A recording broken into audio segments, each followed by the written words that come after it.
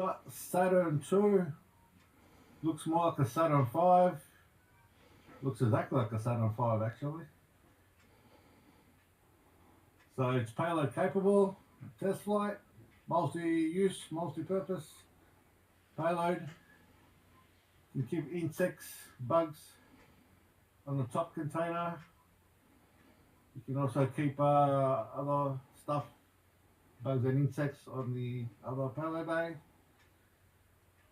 We'll give this one a test pressure flight.